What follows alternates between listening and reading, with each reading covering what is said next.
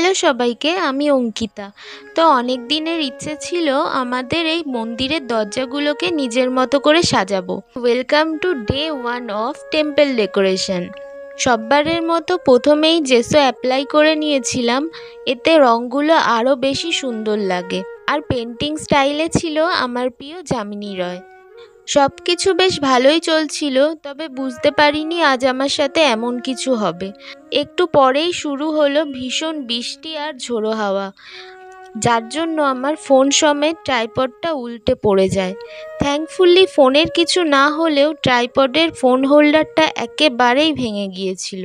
বাকি ভিডিওটুকু মা তুলে দিয়েছিল, কিন্তু কারোর পক্ষে এভাবে দাঁড়িয়ে দাঁড়িয়ে এতক্ষণ শ্যুট করা পসিবল নয়।